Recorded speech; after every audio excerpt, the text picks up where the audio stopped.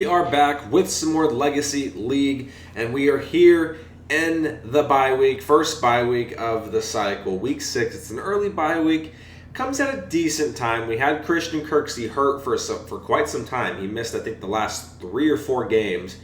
He's finally back the bye week, so he's healthy. He'll be healthy heading into week 7, and we have no injuries heading into week 7. It's always better to have a bye week later on in the season, but it is what it is. We're sitting at 4-1 heading into the bye week. Probably a lot better than I thought I would be at this point in time. All of our games have been super close, and we found the way to come through. Except for the Broncos game, we couldn't. We choked away that one with the 14-point lead in the fourth. But is what it is. That Broncos game still haunted me. I really wish I was 5-0 heading into the bye week. I'd be feeling like $1 million right now. We have a weekly award. I think it's Davis Mills. It's Jalen. Of course it's Jalen. Dumb question. 4 interceptions for him. Maybe he can get a breakout chance for us. We got 2 players that got weekly player of the week, but we have yet to get a breakout chance. So for some reason we just cannot seem to get them.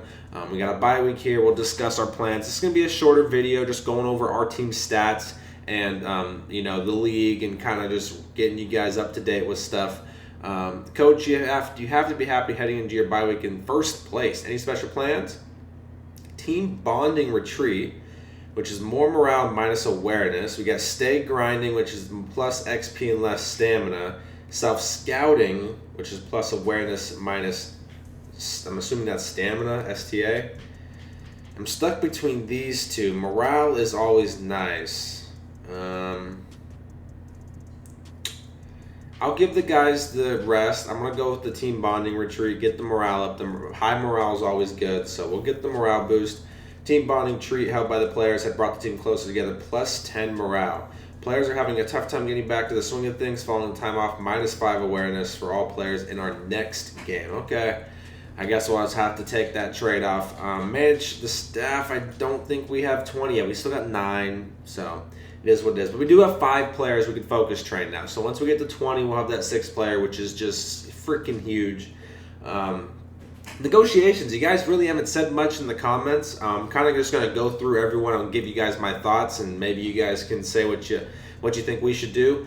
Marlon Mack, letting him go. Mr. Thomas, probably going to let him go. He's decently young, but his re-sign interest is pretty low, so I don't think I'll be able to get him for anything cheap.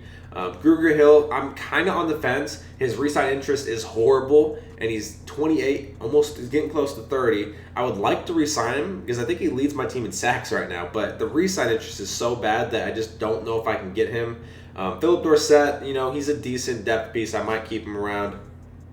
Some of these backups, like this dude, he's got a high re-sign interest, so it might just be worth keeping him. Excuse me, I got hiccups. It might just be worth keeping him as a backup, get him for cheap. Chris Conley.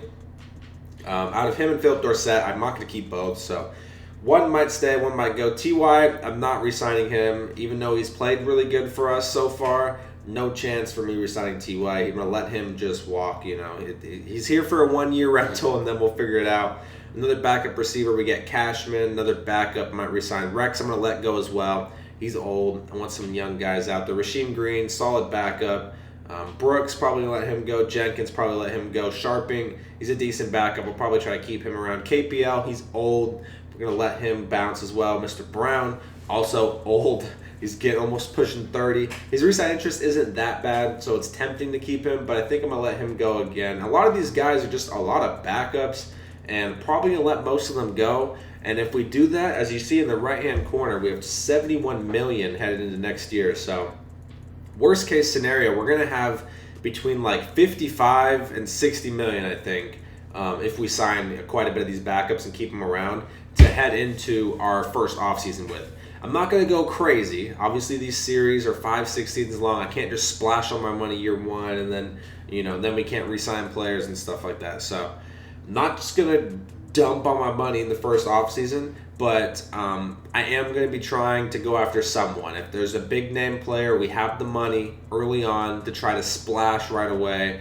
and get a big time prospect in right away on the offseason. Could be offensive line, could be defensive line, could be a receiver. I have no idea who that player will be.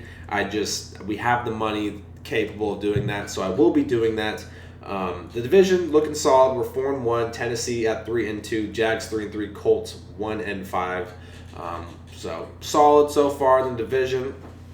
We're going to take a look at the league stats here. Who's the the league leaders and stuff, and then we'll look at my team and kind of break it down. So we'll just skim through it. The passing leader right now is Justin Herbert with 1,819 yards. Our rushing leader is Jonathan Taylor. No surprise, 723. I want to say Dameon Pierce was like 5th or something, but that last week's game made it really bad, and so now he's down here. Which is a little unfortunate. Receiving leader, Keenan Allen. I mean, if Justin Herbert's the passing leader, there's got to be a Charger that's dealing right there. So he's got 814 yards on 42 receptions. Man's looking like a monster right now. Defensively, our tackle leader is Leighton Vander Esch with 59 so far. Tackles for loss, the rookie, Kayvon Thibodeau with 14 tackles for loss. The sack leader right now is Mr. Payne on the Commanders, 7 sacks. Got Nick Bosa at 6.5. Pick leader, Jalen Johnson with 8, tied with Jimmy Ward also, who has 8. Forced fumble leader, we have Kyler Gordon, a lot of 2s, whole lot of 2s out there. No Texans there, unfortunately. Kicking leaders, I mean, I'm not too worried about the kickers. I mean, come on. I guess Joey Sly's banged all his kicks. Look at all these 100%ers. These guys just mean business. Punts, okay, cool. Do we have any kick returns? Oh, we have a lot of kick returns. Jesus. Jabril Peppers has 1. Isaiah McKenzie, Treston Ebner, James Washington, Braxton Berrios, and Quez Watkins. This is the one I always like to look at. No punt returns for touchdown. Any long ones? Damn! Oh, where's the punt return? Holy shit. Giovanni Bernard, 82-yard punt return. I'm pretty sure last Madden we didn't have a single punt return for a touchdown. So that's exciting to see. That's exciting to see that someone can actually make an impact on punts, because I did not see any. Every time I would check to see, I did not see any. 82-yard punt return. Hell yeah, that's pretty cool to see. I like seeing special teams, actually make an impact. As you can see, we're 3rd in offensive yards. Not too bad. Defensive yards, we are 27th, so we're pretty bad. But as you'll find out, points scored is 4th. I think our points allowed are pretty low, 20th. So it's a little low. It's a little low. But let's take a look at the stats for us. Mr. General Mills. So far in 5 games, he's got 1,593 yards, 111 completions out of 156 passing attempts. He has 9 touchdowns and 6 interceptions. That 3-pick game against the Chargers really skewed the pick numbers a bit. I would like to get this down a bit, but for the starting off of the season, it's really not that bad. It could be better. Like last week, I played really good on offense, played it safe with the ball. I just made one bad throw and it turned into a pick. So instead of going from a no-pick game, it went to a 1-pick game. So we just got to cut that one mental lapse. Once that mental lapse is out, we'll be in a good spot. But I think Mr. Davis Mills here is not doing too bad for his first season with us. He's got 71% pass completion. His average passer rating is 107.1. He's sacked quite a bit. In 5 games, he's been sacked 20 times. So that's not good. That's not good. That's not what we want to see there. We need him to get, he's basically getting sacked, I think it's a little over 4 times a game. So it's got to be better. The offensive line is a little rough from the center over to the right side. But other than that, I think he's done good. He's missed some throws, but with the situation he's in, the low overall, he's still very young. I think he's doing pretty good. For some reason, he's -2 right now, which makes no sense. 71 overall star dev. Oh, it's the awareness. Okay, that's why. I was like, why is he -2? But I forgot the stupid awareness thing.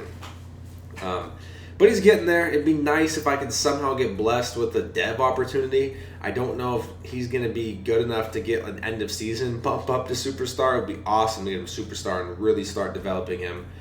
Rushing wise, Dameon Pierce has been phenomenal. He's been everything I want him to be. I just need a complementary piece to him. He's kind of a bruiser. He does not top end speed. So either late in the draft or free agency, I want to find just someone with a little more speed that I can throw in there and try to, get him around the edge or get him on some screens or past my backup running back more. I passed the Rex Burkhead a decent amount, but I need that complementary piece to Dameon Pierce. As you see, he just doesn't have the top end speed. He just does not have that. He's got 86 speed. I need someone a little bit quicker to get out of the backfield on those third downs and stuff.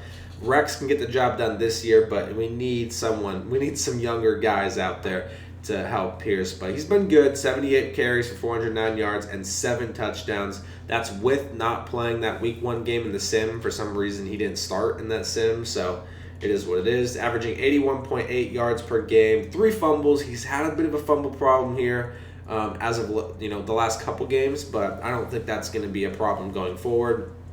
Marlon Mack's been okay. Look at that average, too, 5.2. Awesome. But Marlon is a backup. Like I said, okay, 22 for 82. Got a touchdown as well. Rex, 20 for 70 with a touchdown. Mechie even has a touchdown on his only carry of the season for a 5-yard touchdown there. The General's got outside the pocket. He's fumbled twice. Just got to be better. Got to tuck the ball more. We can't be having those fumbles. On the receiving side, this is one that I did not expect to see. The free agent signing, T.Y. Hilton, coming in and leading us in every receiving category. He leads us in yards, receptions, and touchdowns, which is just insane. He's 26 for 422 at the moment and 3 receiving touchdowns. He's just been so good for us. It's weird. It's weird. I didn't expect him to be as good. I thought Brandon Cooks honestly would be better. And as I'm editing the videos back, there have been times where I'm missing Brandon Cooks downfield. Specifically the last game against the Jaguars, I don't know if it was twice, but I know for sure on one, I could have had like a 70-yard touchdown. He just ran a streak, beat the defender pretty bad, and I just didn't look his way. And part of that's because my offensive line just isn't that good, and I'm trying to be safe with the ball. I'm trying to get the ball out quick so I don't get sacked, so I'm not really looking downfield as much. So I am missing him on some deep routes, which, he's very, very good at getting open deep, as in real life too. He's a monster at that. So that's probably why he's not having the season. I mean, it definitely could change. Things could definitely change the second half. After the bye, he could just be a monster and take over. But T.Y.'s been great. Brevin Jordan's been solid. He's been okay. 23 for 349 and 2. Interesting player there for us, kind of, to see how his season goes, because tight ends are always good in Madden, so if we can develop him, he could be something very, very promising. Brandon Cooks, 20 for 334 and 2. John Mechie has 20 receptions, 259 yards, and 1 touchdown. He's starting to come on, as the season goes. Started off a little slow, but he's starting to get there. Rex, 10 for 88 and a touchdown. Dameon Pierce has a couple catches. Farrell Brown's got a couple. Chester's got a couple. Phillips got a couple. And even Marlon Mack sneaks in there with 1 catch on the year.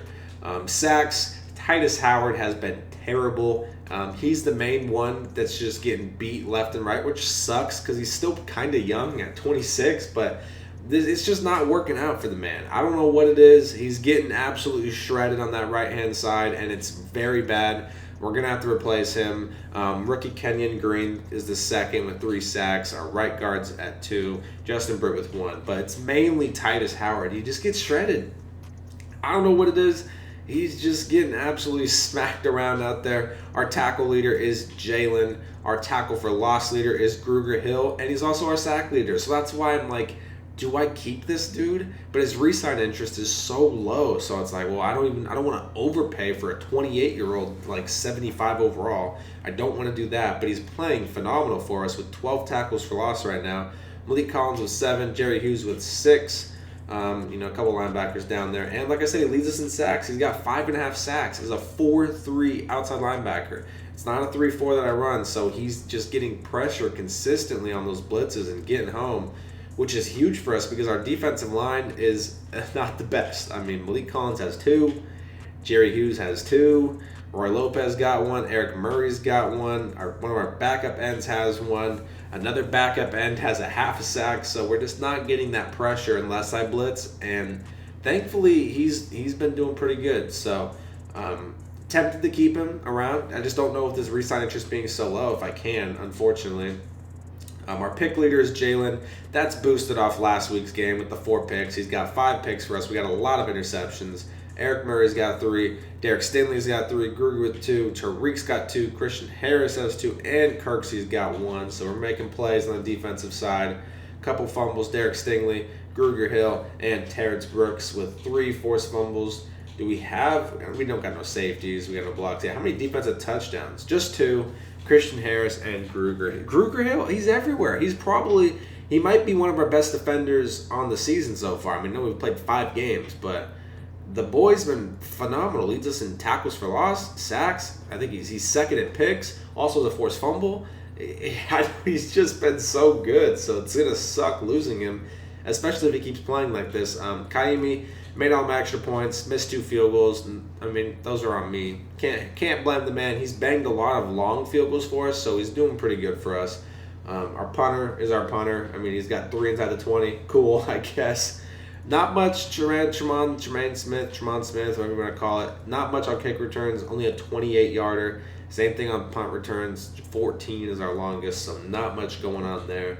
Kind of sucks doing a bye week video only 5 weeks in because it's like so small sample size of the season. We're not even a third of the way through the season, so it's like it's hard to give you guys some good content, but we'll end it on the schedule and how, you know, the remainder of the season will look for us.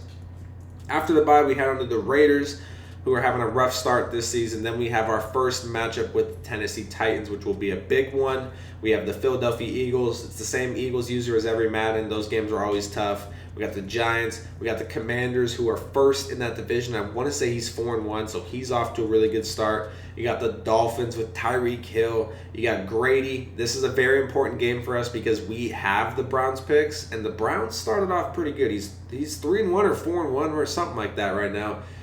He's doing really good right now, so we need him to lose. So that'd be a big game for us to make him lose. Try to make that draft pick a little bit lower. Got the Cowboys, the Chiefs, you know, some PTSD for Texans fans in that playoff game. Then we close it off with 3 straight divisional games. These 2 games could wrap up the division if we're, you know, in the running for it. We have the Titans again, Jags, and then we end it with the Indianapolis Colts. So that is that for the bye week video. Just a quick recap of what's going on so we can get into the next week's game. If you enjoyed it, make sure you subscribe, like, and comment, and I'll see you guys in the next one.